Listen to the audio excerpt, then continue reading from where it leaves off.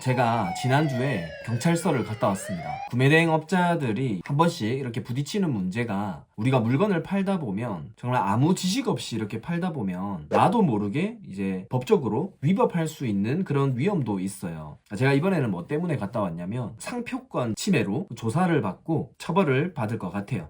그 처벌 금액은 아마 한 20만 원 정도 나올 것 같습니다. 조사를 받으면 어떻게 여러분들이 자료를 준비하고 대답을 할지 이런 거에 대해서는 제가 다음에 한번 다루어 볼게요. 이번에 제가 걸린 거는 한 1년 전에 올린 상품이 문제가 됐던 거예요.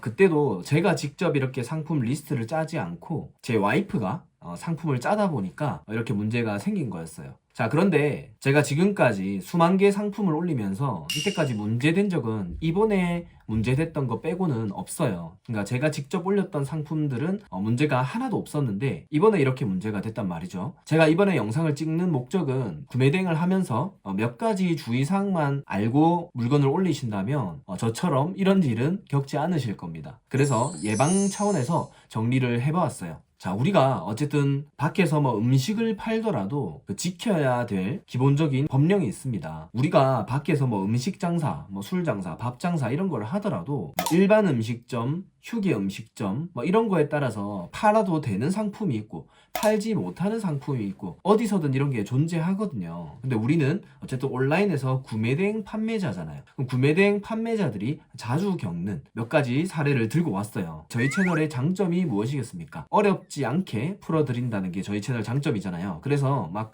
법령 이런 거 들고 오는 거는 최대한 없앴고 그냥 실무적으로 어떻게 하는 게 가장 좋은지 그런 것들까지 싹 다 정리를 해보도록 할게요. 화면을 보실게요. 제일 처음에 여러분들이 가장 많이 접하는 문제가 그리고 겁나는 문제가 상표권, 저작권 침해일 거예요. 쉽게 말하면 저는 뭐 통술이라는 커피를 팔고 있는데 이게 뭐 장사가 안 된다 해서 스타벅스 커피라고 팔면 당연히 그 스타벅스라는 그 상표 들고 있는 사람에게 권리를 우리가 침해하는 게 되겠죠. 자, 그럼 구매대행업자들이 주로 상표권, 저작권 침해를 어떤 경우 많이 하냐면 바로 상표를 사용하거나 짝퉁 판매, 이미지 사용 이런 경우가 있습니다. 자, 상표 사용은 우리가 만약에 뭐 침대 매트리스를 파는데 그냥 매트리스라고 올리면 될 것을 한국에 있는 상표, 뭐 기절 땡땡 뭐 이런 식으로 상표를 제목에다가 이렇게 삽입을 하게 되면 이게 상표를 무단으로 사용해서 침해한 걸로 됩니다. 그리고 이게 당연히 짝퉁 판매라고도 볼 수 있겠죠. 그리고 중국에서 우리가 브랜드 있는 상품을 그대로 사용을 하잖아요. 근데 그런 게 실제로 정품이 아닌 상품이면 우리가 소명을 할 수 없잖아요. 오픈마켓, 구매대행, 뭐 쿠팡이나 이런 곳에서 정품인지 소명하시오라고 하면 우리가 소명을 못하는 경우가 많아요. 왜냐하면 중국 마켓 자체에서도 정품이 아닌 상품이 올라가 있는 경우도 되게 많습니다. 그럴 경우에는 오픈마켓에서 여러분들이 팔았던 거 모두 다 지불 유보를 해버려요. 내가 1,000만 원 정도 이게 계좌 예치금에 묶여 있으면 이런 것들을 지불을 유보해버립니다. 짝퉁을 팔거나 이런 식으로 하면요. 그리고 그 상표를 가진 사람들이 여러분들에게 손해배상 이런 것들을 청구하면 그 또한 엄청나게 피곤해지겠죠. 그리고 세 번째는 이미지 사용하는 경우입니다. 이 경우는 구매대행업자들이 자기도 모르게 침해하는 경우가 많은데요. 이거 어떻게 대처를 하시냐면요. 이런 상품들을 그냥 피하시면 돼요. 자, 여기 보시면 제일 위에는 여성 의류죠. 의류 같은 경우는 중국 판매자들이 한국에 있는 판매자들의 이미지를 긁어와서 사용하는 경우가 많습니다. 근데 그런 게 그냥 문제없는 사진이면 상관없겠지만 한국에 있는 모델 사진을 무단으로 들고 오고 그거를 저희가 긁어온다면 그게 또 문제가 되는 거겠죠. 그리고 여기 밑에 보시면 귀여운 인형들이 있죠. 이런 인형들은 문제가 없을 거라 생각하고 올리시는 경우 많은데 여기에도 디자인에 대한 권리가 있습니다. 여기서 우리가 이런 인형이나 이런 것들을 긁어오면 그 또한 침해가 되는 거겠죠. 그래서 저는 그러니까 이게 모델 같은 얼굴이 나오는 거나 아니면 저런 캐릭터 같이 들어가 있는 것들은 아예 저의 소싱 대상에 아예 제외되어 있습니다. 자, 그렇게만 해도 상표권, 저작권 침해는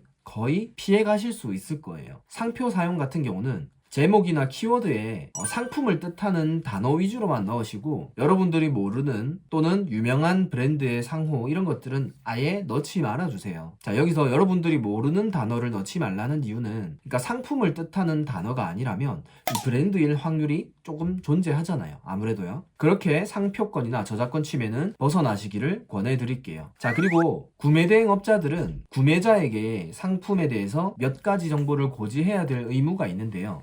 그게 뭐냐면 이런 겁니다. 구매대행 업자들은 말 그대로 소비자들이 중국에 있는 상품들을 이제 직구하는 걸 대리해주는 입장이잖아요. 그러면 이런 직구 품목 중에서 꽤 많은 상품들이 캐시 인증을 받지 않아도 직구가 가능합니다. 대신 우리 판매자는 이게 해외 직구인 거를 또 알려줘야 되고 여기 보여지는 이 문구가 반드시 들어가 있어야 됩니다. 이 문구만 안 들어가 있으면 벌금이 정말 몇백만 원 나와요. 네, 여기 하단에 제가 빨간 색깔 네모로 쳐놓은 거 있죠.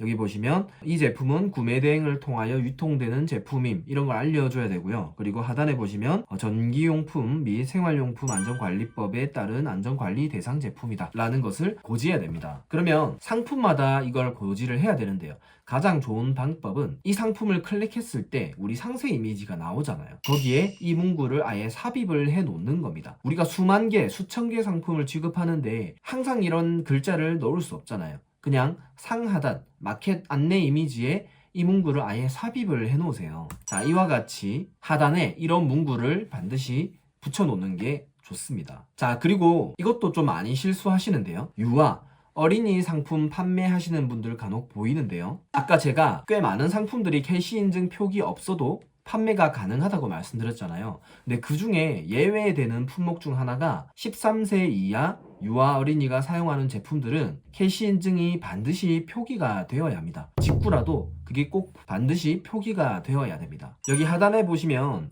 만 13세 이하가 사용하는 어린이용 제품은 안전 확인과 공급자 적합성 확인 표시가 없는 제품을 즉시 삭제해야 된다. 자, 이런 제품을 팔려면 반드시 판매자가 제품 시험을 거쳐 상품에 캐시마크 표시하도록 특별 관리하라는 의미다 라고 되어 있죠. 그래서 이런 것도 그냥 유아 어린이가 사용할 것 같은 상품이 뭐냐고 이렇게 물어보실 수도 있는데요. 저는 그냥 이런 것들도 제 소싱 리스트에 그냥 제외시켜 버립니다. 그것 말고도 팔 게 너무 많은데 굳이 이런 상품을 건드릴 필요가 없다는 거예요. 자, 그리고 마지막으로 안전 관련 상품도 캐시 인증이 반드시 들어가야 되는 상품이에요. 자, 좀 더 자세한 내용을 보시려면 구글에 전환법 가이드북이라고 검색해 보시면 한국표준기술원에서 이렇게 올려놓은 자료가 있어요. 그런 것들을 한번 쫙 훑어보시면 되는데 여기에서 따왔습니다. 자, 캐시마크 없이 구매 대행이 허용되지 않는 품목들이에요. 자, 여기 한번 쭉 읽어보시면 안전에 관련된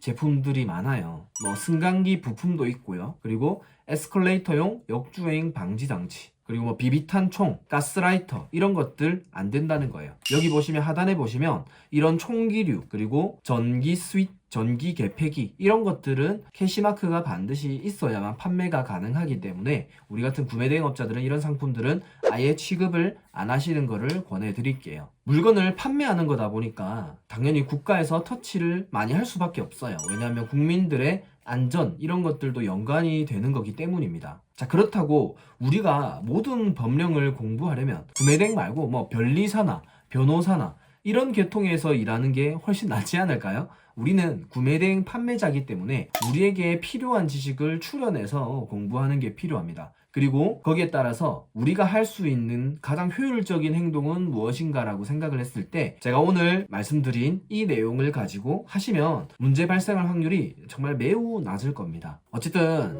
저희 구독자분들은 정말 안전하고 길게 갈 수 있는 사업을 하셨으면 좋겠어요. 그래서 오늘은 우리 판매자들이 주의해야 할 몇 가지 들고 와서 말씀을 드렸습니다. 네, 감사합니다.